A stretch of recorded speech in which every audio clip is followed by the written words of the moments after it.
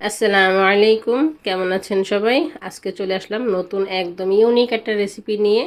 এটা কিন্তু দেখেই হয়তো বুঝতে পেরেছেন, পাউরুটি। হ্যাঁ, পাউরুটি রেসিপি নিয়ে চলে এসেছি। তবে এটা কিন্তু রেগুলার আটা বা ময়দা দিয়ে বানানো পাউরুটি না।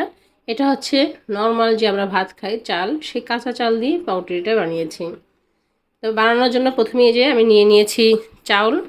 এই যে রেগুলার যে ভাতের চাল, আপনারা যে কোনো চাল নিতে পারেন, এই জন্য আমি কোনো চালের নাম বললাম না। আমি যে ভাত খাই যে চাল দিয়ে, সেই চালটাই নিয়েছি। এখন চালটাকে আমি একটু ভালো করে ওয়াশ করে নিয়ে আসলাম।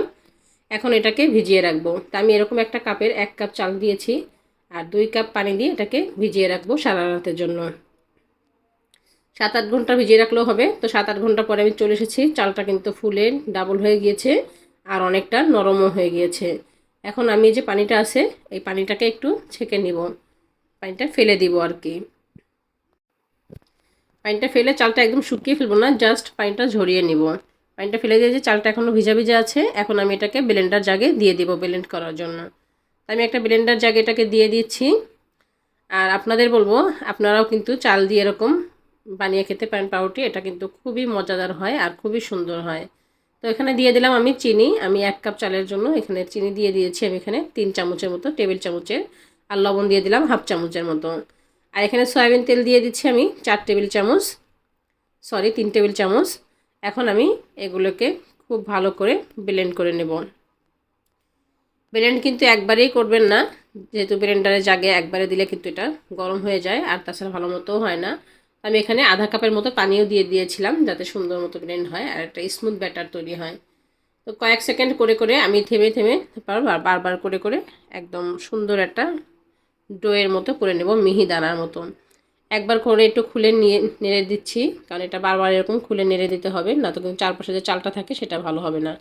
এই যে একবার করার পর দেখেন এখনও কিন্তু চাল চাল আছে, দেখেই হয়তো বুঝতে পারছেন। আমি চারপাশটা নেড়ে মিশিয়ে দিয়ে এখন আবারও একটু করে নিচ্ছি।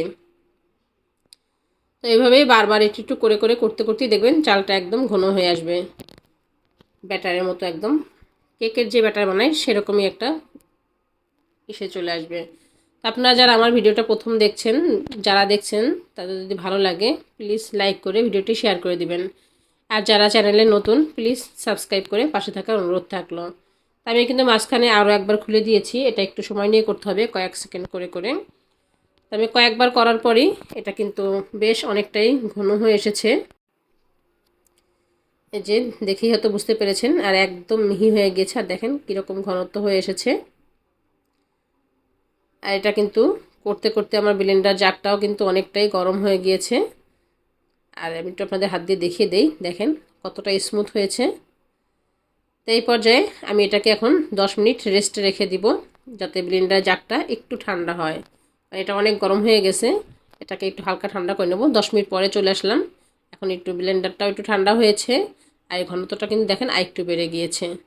তো আমি এখন এর মধ্যে অ্যাড করব ইস্ট। এই ঠান্ডাটা করেছি ইস্ট দেওয়ার জন্য, কারণ এত গরমের মধ্যে ইস্ট দিলে সেটা কিন্তু ভালো মতোই হবে না।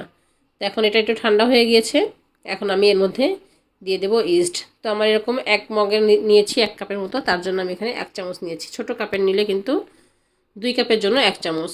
তো আমি এখন ইস্ট দিয়ে এটাকে আরও একবার ব্লেন্ড করে নেব। তবে এখন কিন্তু মাত্র 10 সেকেন্ডের জন্য একবার ব্লেন্ড করব, শুধুমাত্র ইস্টটা মিক্স করার জন্য। তো হয়ে গেল, এখন খুলে নিয়ে আমি একটা কেকের মোল্ড নিয়ে নিয়েছি। আপনারা যেরকম সাইজের করতে চান সেরকম মোল্ডেই নেবেন। তো আমি একটা কাগজ বিছিয়ে নিয়ে তেল ব্রাশ করে নিয়েছি চারপাশে। এখন আমি ব্যাটারটা এর মধ্যে দিয়ে দিচ্ছি। ব্যাটারটা পুরোপুরি ঢেলে দিয়ে আমি একটু হাত দিয়ে এটাকে সেট করে দিচ্ছি, একটু ঝাঁকি দিয়ে, যাতে সুন্দর মতো চারপাশে সমান হয়ে যায়। তো চারপাশে এরকম সমান করে দিয়েছি। এখন কিন্তু আমার কাজ শেষ, এখন এটাকে রেস্টে রেখে দিতে হবে আধা ঘন্টার জন্য। তো আমি এটাকে এখন ঢেকে রেস্টে রেখে দিব। তো আমি প্রথমে এটা ঢাকনা দিয়ে দিলাম, এখন আমি উপরে একটু কাপড় দিয়ে দেব। আর এটা কিন্তু গরম জায়গায় রাখলে খুব দ্রুত হবে, কম করে আধা ঘন্টা রাখবেন। আর যদি গরম কম বেশি হয় জায়গায়, তাহলে কিন্তু একটু বেশি সময় রাখতে হবে। তো আধা ঘন্টা পরেই চলে আসলাম, দেখেন ফুলে ডাবল হয়ে গিয়েছে কেকের মোলটা। আমার পাউরুটি ব্যাটারটা কিন্তু একদম পারফেক্ট, দেখেই বুঝতে পেরেছেন যে কতটা ছিদ্র ছিদ্র হয়েছে এখনই। এখন আমি এটাকে বেক করার জন্য রেডি। আমি একটা হাঁড়ি বসিয়ে দিলাম চুলায়, একটা স্ট্যান্ড দিয়ে একটু গরম করে নিয়েছিলাম। এখন আমি এটাকে আধা ঘন্টা 40 মিনিটের জন্য এরকম রেখে দিব। আর চুলার আঁচটা একদম মিডিয়ামের থেকেও একটু লো রেখেছিলাম। 40 মিনিট পরে চলে এসেছি, আমার পাউরুটিটা হয়ে গেছে। যেহেতু আমি উপরে কোনো কিছু ব্রাশ করিনি, এই জন্য উপরটা কিন্তু একদম সাদা এসেছে। আর এটা কিন্তু অবশ্যই ঠান্ডা হওয়ার পরেই মোল্ড থেকে বের করবেন আর কাটবেন, তাহলেই কিন্তু পারফেক্ট হবে। তো দেখেন চারপাশের কালারটা কিন্তু সুন্দর এসেছে, শুধুমাত্র উপরে আমি কোনো কিছু ব্রাশ করিনি বিধায় আমার কালারটা সাদাই এসেছিল। উপরে যদি আপনারা স্টিলের ঢাকনা দিয়ে ঢাকতে পারতেন, আলাদা কেকের মোল্ডের ঢাকনা দিয়ে, তাহলে কিন্তু উপরের কালারটাও সুন্দর আসতো। তো এখন আমি এটাকে কেটে দেখাচ্ছি আপনাদেরকে একটু। কেটে না দেখালে আসল চমক বুঝতেই পারবেন না যে কতটা সুন্দর হয়েছে। দেখেন, কে বলবে এটা চালের পাউরুটি। দেখেন একদম পারফেক্ট হয়েছে, আর কতটা সফট একটু দেখে আপনারা বুঝে নেন যে কতটা সফট হয়েছে। আর খেতে তো ইয়াম্মি হয়েছিলই, সেটা তো আর বলতে হবে না, সেটা বুঝতে গেলে আপনাদের বানিয়ে খেতে হবে। তা আমি কিন্তু পাউরুটিগুলো রেডি করে নিয়েছি কেটে। দেখেন দেখতে কিন্তু অসাধারণ হয়েছিল আর খুবই টেস্টি হয়েছিল। আপনারাও কিন্তু চেষ্টা করবেন বাসায় একবার হলেও এভাবে বানিয়ে খাওয়ার জন্য। তো কেমন লাগলো ভিডিওটা? আর পাউরুটিটা কিন্তু আমার মিথ্যা কথা বলছি না, এটা আমার ঘরের আমার বাচ্চারা, আমার হাজবেন্ড সবাই খুব প্রশংসা করেছে এই পাউরুটিটা। সবাই বলছে যে সাধারণ যে আটার পাউরুটি হয়, ময়দার পাউরুটি হয়, তার থেকেও এই পাউরুটিটা একটু অন্যরকম ছিল, খুব বেশি টেস্টি ছিল। তা আপনারা কিন্তু এটা সকালের নাস্তায় বা বাচ্চাদের টিফিনেও দিতে পারবেন। খুবই একটা মজার নাস্তা হয়েছিল, চার সাথেও খাওয়া যাবে। দেখেন কতটা সফট হয়েছে। হাত দিয়ে চাপ দিয়ে এক জায়গায় করে নেওয়ার পর ছেড়ে দিলে আবার ছড়িয়ে যাচ্ছে। তো কেমন লাগলো ভিডিওটা কমেন্টস করে জানাতে ভুলবেন না। আজকে ভিডিওটি এই পর্যন্তই।